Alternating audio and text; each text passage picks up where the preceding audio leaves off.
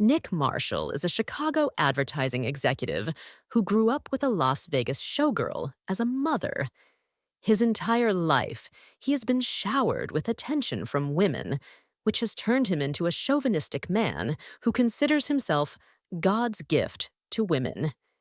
He is skilled at selling to men and seducing women. To other men, he appears extremely confident, and to women, his charm seems irresistible. However, just as he thinks he is about to be promoted to creative director, his boss, Dan, informs him that he is hiring Darcy McGuire instead. Darcy has a reputation for delivering results and is brought in to expand the firm's appeal to women, a market Nick knows nothing about. Adding to his troubles, Nick's estranged 15-year-old daughter, Alex, is staying with him for 2 weeks, while his ex-wife, Gigi, goes on her honeymoon with her new husband. Alex is embarrassed by Nick's attitude toward women and resents him for being indifferent to her throughout her life. On her first day at work, Darcy gives all her employees, including Nick, a box of feminine products, expecting them to come up with marketing ideas. Determined to impress both Darcy and Dan, Nick tries them all at home, getting drunk in the process. While experimenting, he slips and falls into his bathtub while holding an electric hairdryer, electrocuting himself into unconsciousness. The next morning, Nick wakes up and realizes that he can hear his maid's thoughts as she cleans his apartment. As he walks through the city and interacts with various women, he discovers that he can hear all their thoughts, even those of a female poodle. His situation worsens when he arrives at work and realizes that all his female colleagues secretly despise him, including the ones who were always nice to him. Panicked, he visits his old therapist, Dr. Perkins, who, to his dismay, also hates him. At first, she does not believe his claim about hearing thoughts, but he proves it by repeating her inner monologue. She then helps him understand the power of his gift, explaining that if men are from Mars and women are from Venus, then he can now speak Venusian, a skill that could make the world his. Armed with this new ability, Nick eavesdrops on women's thoughts and uses their ideas as inspiration for his own ad campaigns. Meanwhile, he begins to develop genuine friendships with his female colleagues. He also realizes that Darcy is an incredibly effective and talented creative director. However, instead of respecting her, he decides to use his power to manipulate her, ultimately planning to steal her job. His plan initially works perfectly.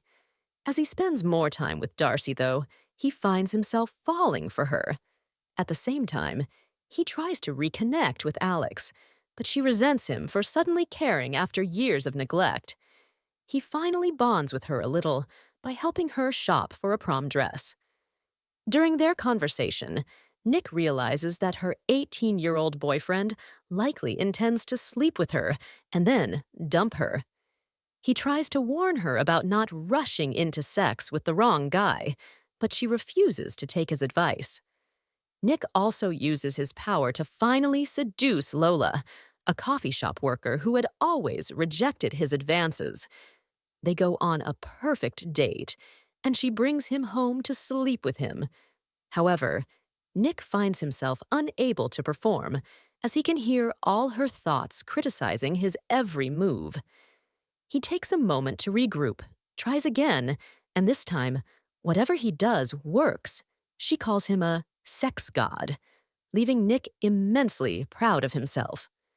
Meanwhile, Nick and Darcy grow closer, and one night, they kiss. However, when he arrives home, he finds a heartbroken Lola, who hasn't heard from him in a week, demanding an explanation. Wanting to spare her feelings, Nick lies and pretends to be gay so she won't feel rejected. Nick starts to feel guilty about his manipulative behavior toward Darcy, women in general, and his own life choices. He realizes his mistake, especially when he steals her idea for a Nike campaign targeting women, which lands the company a lucrative deal, but also leads to Darcy being fired and Nick getting promoted. Finally, overwhelmed by guilt, Nick confesses to his boss that the stolen ideas were actually Darcy's and convinces him to rehire her. His boss agrees. Nick rushes to tell Darcy the truth, but before he can reach her, he learns that Erin, a depressed office assistant whose suicidal thoughts he had heard before, hasn't shown up to work or called in. Fearing the worst, he races to Erin's apartment to stop her. As he stands outside in the pouring rain, a lightning bolt strikes nearby, causing a power surge. At that moment, Nick realizes that he can no longer hear women's thoughts. He has lost his gift. After ensuring Erin is okay, he hurries to Darcy's house to confess everything, but she ignores him and shuts him out. That night, Nick is finally reconciled with Alex when her boyfriend dumps her, proving that Nick was right all along. He comforts her and takes care of her. At midnight, he returns to Darcy's house and comes clean about everything. Furious, she fires him on the spot, which shocks him since he never expected it. However, realizing he deserved it, he accepts her decision. Darcy, however, ultimately forgives him and tells him that maybe she can save him from himself.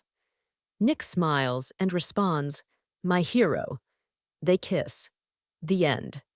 Thank you for watching, and see you again in another movie story.